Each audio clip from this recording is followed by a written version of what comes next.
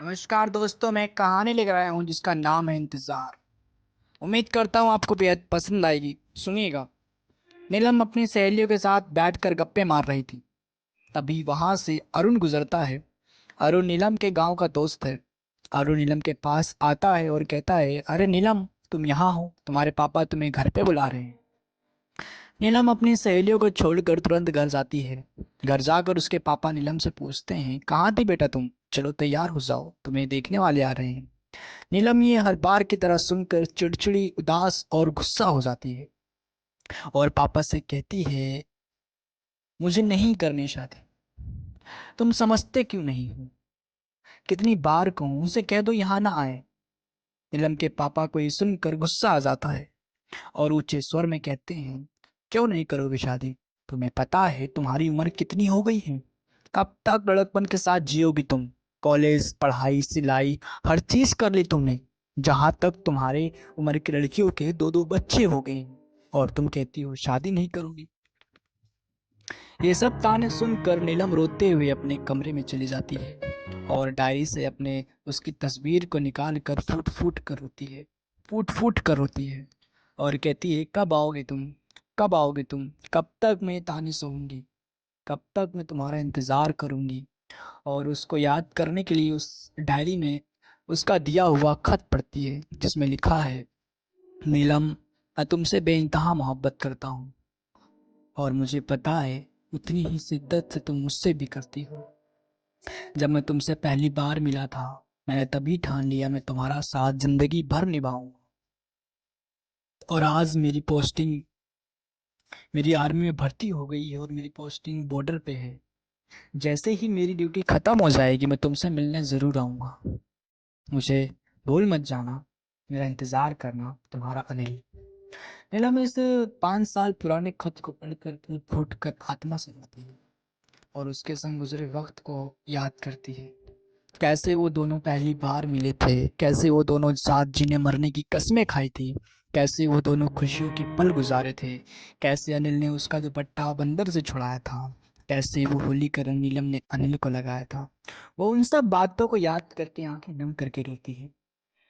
तभी दरवाजों के दहलीज पे नीलम की मम्मी के कदमों की आहट होती है। नीलम इस डायरी को छिपा देती है और उसकी मम्मी आकर कहती हैं, बेटा तैयार हो जा, देखने वाले रास्ते में हैं, आ ही रहे हैं बस। नीलम अपनी माँ को समझाते हुए ये कहती है, माँ तू समझती क्यों नहीं है, मुझे नहीं करनी शादी।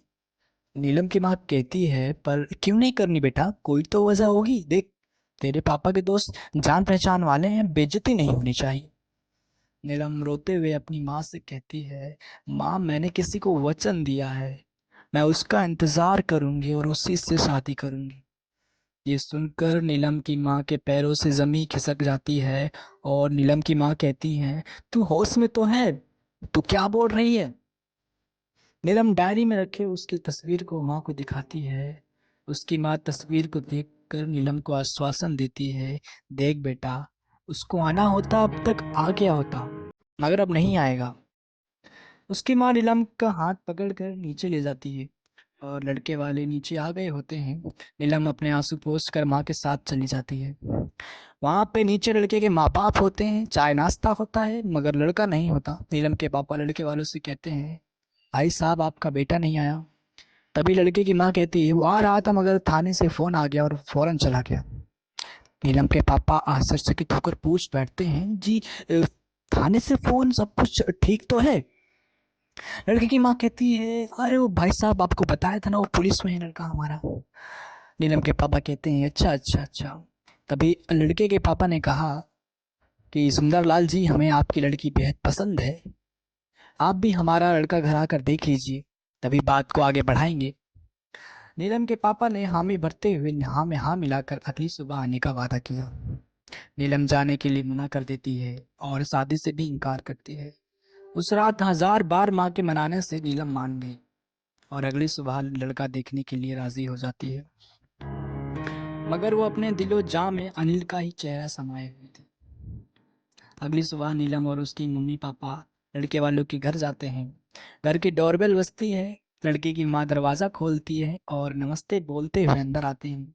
खाने पीने की व्यवस्था, चाय समोसे सब तैयार थे। पनीर की सब्जी चूल्हे पे पक रही थी, पूड़ियाँ तली जा रही थी। नीलम के पापा कहते हैं, अरे मिश्रा साहब, लड़का आपका नहीं दिख रहा। तभी मिश्रा साहब का लड़का घर के भीतर बाहर से आता है, पुलिस की वर्दी में, नौजवान, सुंदर चेहरा, खिलती मुस्कान, सबको नमस्ते बोलकर सोफे पर बैठ जाता है। तभी लड़के के पिताजी यानी मिश्रा जी कहते हैं, जब से हमारा बड़ा वाला गया है, घर की रौनकें छिन सी गई है। नीलम के पापा ने कहा उदास होकर, जी बड़ा वाला, सब कुछ ठीक तो था? लड़के के पिताजी ने कहा, हाँ वो आर्मी में था, उसकी पोस्टिंग राजस्थान के जैसलमेर में थी। दुश्मन की गोलियों ने उसे शहीद कर दिया, उसका लहू भारत माँ के नाम हो गया। मेरी बिल्कुल इच्छा नहीं थी हमारा छोटा बेटा पुलिस में जाए, मगर उसकी शहीद पे नौकरी मेरे छोटे बेटे को मिल गई। अब किस्मत को भी शायद यही मंजूर था।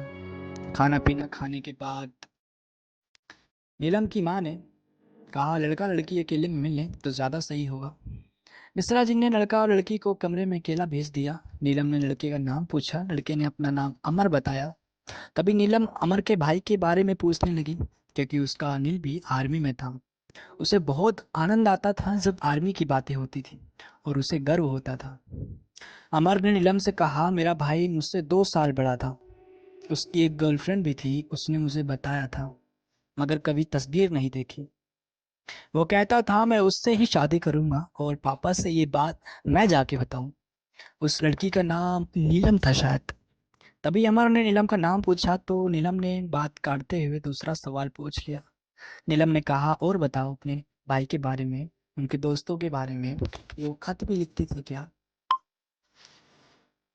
उनकी तस्वीर भी है क्या? बात करते करते वो अपने अनिल को भी साथ में याद कर रही थी और मुस्कुरा रही थी, मानो अनिल की यादों में खो सी गई हो। तभी अमर ने कहा, चलो मैं उनकी फोटो दिखाता हूँ। और कमरे में अमर ने अपने भाई अनिल की तस्वीर को उंगली से इशारा करके दिखाया। नीलम ने जैसे निगाह में अनिल को देखा, उसके पैरों से जमीन खिसक गई, उसके होश उड़ गए, उसे मानो दुनिया उजड़ गई, हर ख्वाब टूट गए। वो जितना बोल रही थी उतनी ही खामोश हो गई। आंखों के सामने अंधेरा हो गया और आंसू आंखों से बह बह जा रहे थे। वो वहीं बैठकर जोर जोर से रोने लगी और अनिल का नाम लिए जा रही थी। तभी अमर से कहा कि मैं ही वो नीलम हूँ, और रोती हुई कमरे से बाहर चली गई। उसका इंतजार अधूरा रह गया, उसका इंतजार कभी मुकम्मल ना हो सका। वो अपने प्यार को आखिरी बार भी न देख सकी, जिसके लिए उसने सब कुछ त्याग दिया, सब छोड़ दिया, वो उसे मिलने से पहले छोड़ के जा चुका था। वो अपने आप को संभालती तभी पीछे उसकी माँ आ गई और अपने माँ से गले लग कर रोने लगी और कह रही, मेरा अनिल चला गया, मेरा अनिल चला गया, वो नहीं आएगा। अंत में मजबूरन उसे अपने पापा के कहने पर शादी करनी पड़ी, अनिल के भाई अमर के साथ। वो खत आज भी वो चुपके से पढ़ती है, जैसे उसे आज भी अनिल का इंतजार हो। बहुत बहुत शुक्रिया।